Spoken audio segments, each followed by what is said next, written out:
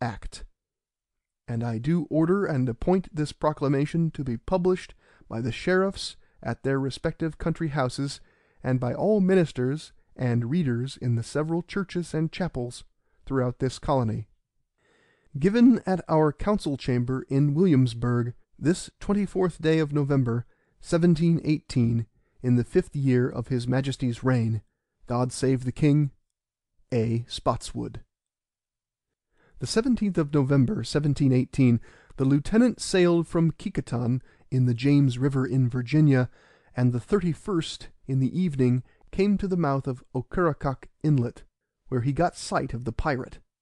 This expedition was made with all imaginable secrecy, and the officer managed with all the prudence that was necessary, stopping all boats and vessels he met with in the river from going up, and thereby preventing any intelligence from reaching Blackbeard, and receiving at the same time an account from them all of the place where the pirate was lurking. But notwithstanding this caution, Blackbeard had information of the design from his Excellency of the province, and his secretary, Mr. Knight, wrote him a letter particularly concerning it, intimating, "that he had sent him 4 of his men, which were all he could meet with in or about town, and so bid him be upon his guard." These men belonged to Blackbeard, and were sent from Bathtown to Ocracoke Inlet, where the sloop lay, which is about 20 leagues.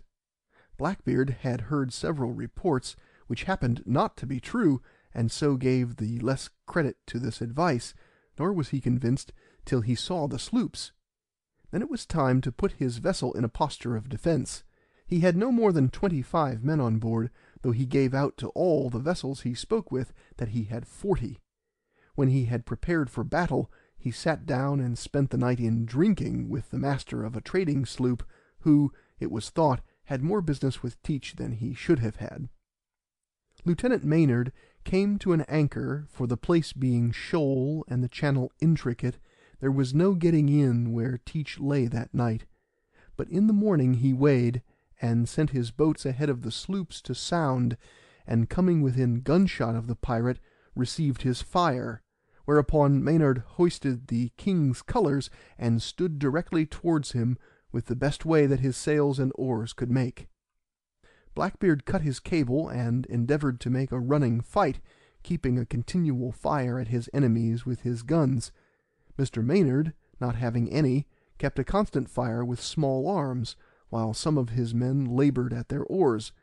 In a little time Teach's sloop ran aground, and Mr. Maynard's, drawing more water than that of the pirate, he could not come near him, so he anchored within half gunshot of the enemy, and, in order to lighten his vessel, that he might run him aboard, the lieutenant ordered all his ballast to be thrown overboard, and all the water to be staved, and then weighed and stood for him, upon which Blackbeard hailed him in this rude manner, "Damn you for villains! Who are you, and from whence came you?" The lieutenant made him answer, "You may see by our colours we are no pirates." Blackbeard bid him send his boat on board, that he might see who he was, but Mr. Maynard replied thus, "I cannot spare my boat, but I will come aboard of you as soon as I can with my sloop." Upon this Blackbeard took a glass of liquor, and drank to him with these words, "Damnation seize my soul if I give you quarter, or take any from you." In answer to which Mr. Maynard told him, "that he expected no quarter from him, nor should he give him any."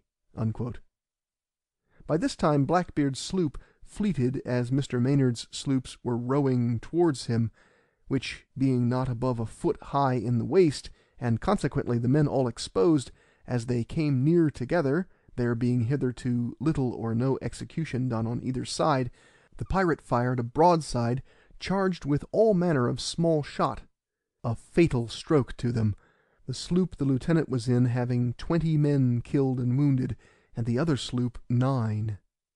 This could not be helped, for there being no wind they were obliged to keep to their oars, otherwise the pirate would have got away from him, which it seems the lieutenant was resolute to prevent. After this unlucky blow Blackbeard's sloop fell broadside to the shore, Mr. Maynard's other sloop, which was called the Ranger, fell astern, being for the present disabled. So the lieutenant, finding his own sloop had way and would soon be on board of Teach, he ordered all his men down, for fear of another broadside, which must have been their destruction and the loss of their expedition. Mr. Maynard was the only person that kept the deck, except the man at the helm, whom he directed to lie down snug, and the men in the hold were ordered to get their pistols and their swords ready for close fighting, and to come up at his command, in order to which 2 ladders were placed in the hatchway for the more expedition. When the lieutenant's sloop boarded the other, Captain Teach's men threw in several new-fashioned sort of grenades, viz., case bottles filled with powder and small shot, slugs, and pieces of lead or iron, with a quick match in the mouth of it, which, being lighted without side, presently runs into the bottle to the powder, and, as it is instantly thrown on board, generally does great execution, besides putting all the crew into a confusion. But by good providence they had not that effect here, the men being in the hold.